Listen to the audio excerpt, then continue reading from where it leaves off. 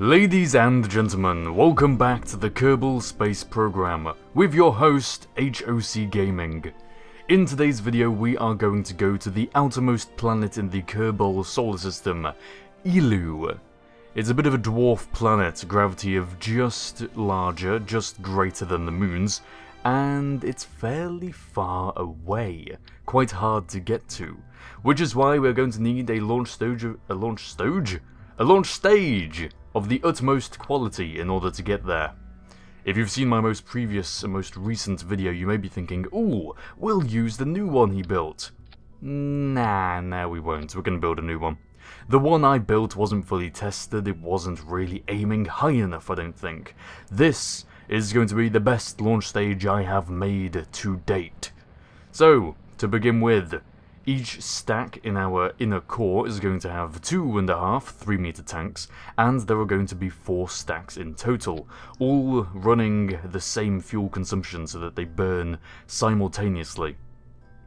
Then, in order to give it a bit more longevity, the inner core is going to have a total of 6 stacks, with the 3 that we've just added being hosts. Fuel through these fuel lines is going to drain so that the 3 additional engines are the ones that will run out first, and then they'll drop off, and then we'll be left with what we had originally, just like this.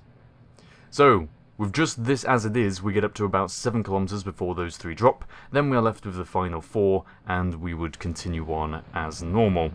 From there, we're going to add on 6 outer stacks, comprising 2-meter diameter parts, with the NASA 2-meter stock engine. And although we've dropped them 3 at a time, they actually all will drop at the same time. Or will they? Because we are going to add some drop tanks, and this is my fatal mistake. In making this video, it took me approximately an hour to design and build this launch stage. We've gone through it rather quickly. Oh, and of course we have to add boosters. It wouldn't be complete without boosters. So yeah, it took me about an hour to make and get this all done. And for some reason, the addition of these outside drop tanks, I don't think it's the boosters, the outside drop tanks has made it go very weird. Fuel flows from 3 of the outermost engines, and it doesn't flow from the other 3. You can see here that 1 has burned out, and when we decouple, 3 of them will drop down, and the other 3 will carry on burning upwards because their fuel hasn't been used. Which is very odd. You might think, oh okay, well, that makes sense. There must be some fuel lines that are connecting the 3 that are dropping that have made them run out of fuel quicker, and so the 3 that have shot up above us have not had that same fuel drain. Well, going back to the vehicle assembly building, we spent about 20 minutes trying to find the problem and testing various different things, because I want them all to drop off at the same time. And nothing worked. So, with a heavy heart, I decided to redesign and basically start afresh from the 20 minutes work that had just gone in there. Rather than having 6 outermost engines, we are going to have merely 3 outermost engines, which will reduce our overall thrust to weight ratio, and will also be replacing the big 3-meter drop tanks with 6 stacks of 2-meter drop tanks. It'll give us a similar capacity, but it just means they'll jut out not so far. And yet, even though we have decreased our thrust to weight ratio, we do still have a fairly good acceleration. The payload we are carrying on top there is not extra fuel, that is actually a simulated 200-ton payload. And now, with this ascent to orbit, we shall see exactly how well this launch stage works. So that's 200 tons. To put that in perspective, 200 tons is about... what can I relate it to? It's probably the weight of the Spacia launch stage version 2, which is the launch stage that I've used in all my videos up until this point. I'll say all my videos, the majority of my videos in recent times up until this point. And this launch stage is capable of getting at least 200 tons into an 80-kilometer circular orbit. However, we have plenty of fuel left, so I think we'll probably be able to lift at least 250 tons, judging by that launch. So, with our launch stage finally completed, the Spacier launch stage version 3.5, time for the actual mission craft. This is our lander, very simple, using a poodle engine, half a 2-meter tank and some outside drop tanks, complete with RCS and landing legs, and lovely green lights. This is our return transfer stage, fit with 4 atomic engines and plenty of various shape and sized fuel tanks. And the final component is our transfer stage to get us to Eeloo. Nothing pathetic like atomic engines, we want something that would really give us a lot of kick, and so I went for an advanced engine, a 3-meter tank, and a 2-meter 6 times 2-meter tanks, which gives us an awful lot of Delta V, really does. And once we add on our launch stage that we've just spent the past 6 or so minutes creating, we have a rather big beast of a rocket. But will it fly? Yeah, I think it will. So, launch, take off. This is accelerated by 4 times speed in editing, so it seems a bit unrealistic acceleration. But you get the gist, this thing takes off fairly well, even with the addition of all of that payload, which, it transpires, ends up at about 230 tons. Which is about 20 tons under my estimated max payload. So I think it's going to all go well. Let's find out. All the tanks and the various drop tanks and engines drop, leaving our inner core with, as I've already explained, the 3 outermost engines feeding the remaining 4 inner engines, so that in no time at all those will run out and then they'll drop and then we'll continue unassailed. Various checks around the ship show that nothing has broken yet, and as those tanks drop we are prepared to finish our gravity turn, or at least carry on with it, and get up higher into the slightly less thicker atmosphere. Going to aim for something like a 75-kilometer circular orbit, because we want to be fairly close to the atmosphere so that we're not wasting unnecessary energy. I think the atmosphere ends, about 69,400 meters, so you can technically orbit as low as 60, you'd probably want to say 70 kilometers. You can get as low as 70 kilometers in an orbit, and that'll be your most efficient possible orbit. At least, efficient and stable possible orbit. So, in no time at all, our craft lifts its 230-ton burden up to orbit, and lo and behold, it's still got a load of fuel left. And those green lights look really quite nice. They go very well with the Kerbal skin. But yeah, look how much fuel we have left in that bottom left-hand corner. An awful lot. And fast forwarding a couple of years, we wait for Kerbal, we wait for Eeloo, the planet we are aiming for, to get into the correct inclination so that we have a transfer window. And we end up burning for the majority of the entire transfer burn with the remainder of our launch stage. It's only now, after about just over half of the burn has been completed, that we end up starting to use our transfer stage.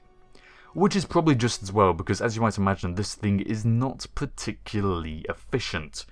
But that's fine, it makes up for it by being really convenient, and by having an awful lot of fuel, of course. And look at that view.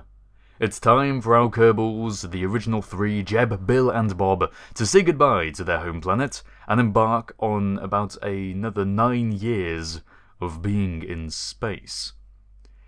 These missions really take a long time. Really. One inconspicuous fade out later, and it's about half an hour later in the actual video recording. That's a bit of an exaggeration, not half an hour. It probably took us something in the region of 10 minutes just to warp out here, because we are on the very edge of the solar system. Out beyond the dual orbit, out beyond Eeloo orbit, we are actually, right now, the furthest known satellite away from the Sun. Quite exciting when you think about it. but it's not quite far enough. I want to do some missions where I actually leave the solar system completely. I've already done something like that. Twice I've ejected things in a video out beyond the solar system and beyond the clutches of the sun's gravity, but not in recent times, and nothing particularly impressive either. I'd like to properly send some tech out there, do some whole Voyager kind of stuff. Well, whatever the case, that is a concept for a future time. Right now we need to focus on actually getting into orbit around Eeloo, because as you might imagine, having come out so far past its orbit, we are now shooting back towards it at incredible speeds, going very, very, very, very fast. And as we pan down, we can take a look at our delta V counter here. It is going to take us roughly 2.2 excuse me, kilometers of delta V, which is change in velocity. So basically we'll have to burn and change our speed by 2.2 kilometers per second, which is no small feat for any engine other than the advanced engine. Though it is quite strong, quite heavy, and not particularly efficient, it's a lot more efficient than you may give it credit for. The mainsail, by contrast, the engine that was biggest up until these NASA 3-meter diameter parts were added, I think it has a 330 ISP in vacuum. ISP being a pseudo-measurement for efficiency. A bigger value being better, so 330 for the mainsail. This advanced engine has 380, which is fairly impressive. But unfortunately it is not enough to keep it from burning out before the burn can be completed. Great use of varied vocabulary there, Harvey, well done. So, instead of detaching, I decide that I want to carry on using this stage, because though it isn't as efficient as 4 lots of atomic engines, it does burn an awful lot quicker. And right now, after having spent so long just time warping through empty space to get here, I want to get this mission over and done with. I want to get into orbit, I want to be down there on the surface of the planet, I want to enjoy myself and actually see some sights. Because this is the first time I'll have legitimately gone to Eeloo and back in a mission. But will our brave Kerbals make it back? Surely that is the question. So we transfer the fuel out of the 4 outermost tanks that we have on the side of our return transfer stage, and it gives us a few extra precious seconds of burn time for our advanced engine. Which doesn't complete the burn, but it does give us that little extra edge. A little less time to have to wait for these sluggish atomic engines to finish off the burn counter down there. And it turns out that we actually ended up transferring roughly half of the entire capacity of this stage away, which is a little worrying. Although, having said that, again, these are atomic engines, they are pretty damn efficient. But there's no time to dilly-daddle, or dawdle, or whatever the word is. We undock from our pseudo-space station that we are leaving in orbit around Eeloo, and we'll be taking down this small lander stage onto the surface of Eeloo, planting a couple of flags probably, and then coming back up and going home. Now as our lander slowly drifts away, this decoupler obnoxiously sits in front of our spacecraft. And it's not even the fact that it's being so rude, separating, you know, cluttering up our screen. That's not what makes me want to hit this thing. It's the fact that this actually could be a problem. Because it is... I won't go into too much detail, but basically if you leave debris flying around, they can come back to haunt you. So in my attempt to try and bat it away, certainly continuing with the theme of ghosts, the solar panel just suddenly flies off at about 5 million kilometers a second, which is impressive. It is impressive, admittedly. What's perhaps more impressive is the fact that we're now controlling 2 ships at once. That decoupler really didn't like me, it seems, because now it's completely screwed up my game. You can see it in the top left-hand corner, or you could have seen it in the top left-hand corner of the screen. It was laughing at me. But this is quite interesting. This is something that's never happened before. Whilst I was recording this footage, a few people in the livestream were saying, "Hey, I've had this bug before." I never have, after having played the game an awful lot. Basically, as you can pretty much see from this shot here, when we turn one craft and rotate it, the other one turns as well. Which is a bit bemusing. It's also slightly worrying, because what I don't want to do is accidentally have this deorbit when I swap to my other craft, point retrograde and burn. I don't want this craft to deorbit as well, so I shut off the engines just to make sure that doesn't happen. And without further ado, it's probably time for us to stop spinning around madly and actually get on with the mission, don't you think? So, as I just said, burning retrograde. We go from... I can't see anything, I'm black. Huh. My preview window has just gone black. I guess I'm commentating blind. So, coming down, presumably, onto the planet Eeloo. And doing some advanced acrobatics, I think. Ah, there we go, my preview window's back now. Yes, we are down on the surface of Eeloo, very, very nearly on the surface of Eeloo. And we decide to show off a little. Do a couple of front flips when we're about to hit the ground. What else? What else? There's not an awful lot that we can do to entertain ourselves here, really. That's the major flaw of this thing. I built a launch stage that could lift 230 tons, and I didn't think to take any play toys with me to this planet. Sure, we could do science, but science is boring! Well, I mean, no, it's not. But science in the Kerbal space program is boring, because you're just collecting data and right-clicking on sensors and picking up dust. It's nothing really gripping and exciting like real science. So I've decided, from now on, I'm going to take a buggy. Every planet I land on from now on, I'm going to take a buggy with me, just to make things a little more challenging. So, the Eeloo Endeavour. Kerbal kind is advancing at a startling rate. Despite regressing in launch clamp technology, they have managed to make it to the outermost planet in their solar system. Good game, Kerbals, good game. Yeah, that quote, that little snip there about regressing in launch clamp technology. As you may have noticed, the launch stage actually doesn't use launch clamps, it just sits on its nozzles, which does seem like a bit of a regression. The life of the Kerbal Space Program player, of a veteran player, went from engines all, or rockets all sitting on their nozzles, to using winglets to take the weight off the nozzles, to eventually launch clamps being added to the game, and now it's pretty much back to going on the nozzles again. The reason being that the launch clamps just can't take the weight of these 3-meter diameter parts. They're simply too heavy. Sure, our launch stage can lift 230 tons, which is about the weight of another launch stage, but the actual total mass of our launch stage and its payload is nearer to 1,000 tons. I wonder how that compares to real-life rockets. Huh. I might have to actually research that. That sounds like an interesting fact. Because I know things don't scale especially well, but these parts are based off of NASA technology. So I imagine there is some sort of symmetry between the Kerbal Space Program characteristics and the real-life replicas. The real-life What? Replicas? No! The real-life counterparts. That's the word I was supposed to say. Anyway, without further ado, we get up, we launch away from the planet's surface, we get up into orbit, and now we are just about to dock. And there it is, the Eeloo Endeavour version 1 probe, now reunited with its landing stage, nose to nose. Really do love the structure of these missions, you know, launching into orbit and then transferring to a planet and then coming back, I guess, landing and then getting back into orbit and then docking and then coming all the way back home.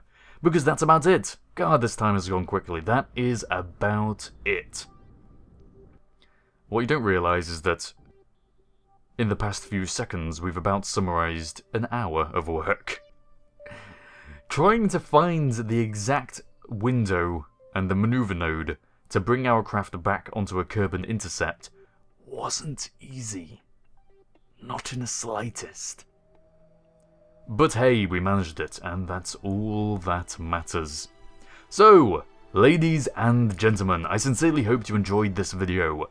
Perhaps it gives you some tips on how you can do your own Eeloo mission.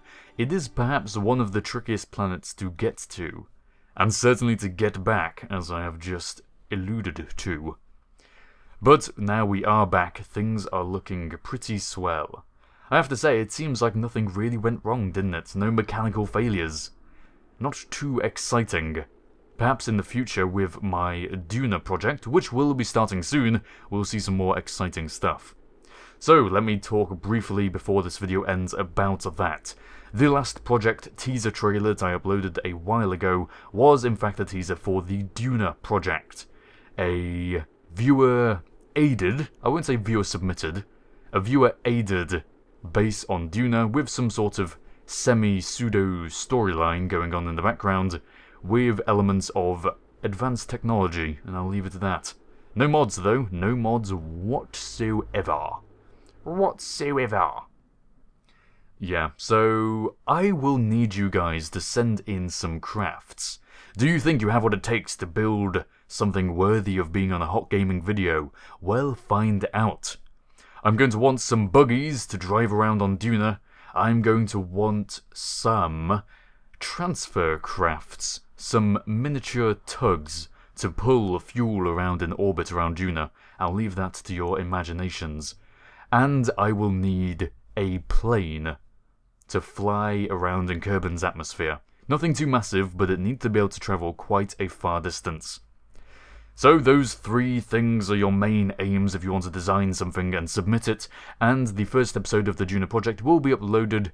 I might make an introduction video soonish, but the first episode will probably be in about a week's time. Coming rather similar in about a week's time is Challenging YouTubers. Click the link in the description in order to see the Challenging YouTubers thread. I want your challenges for Matt and I to compete over in a second series. But otherwise, thank you very much for watching, and I shall see you all next time.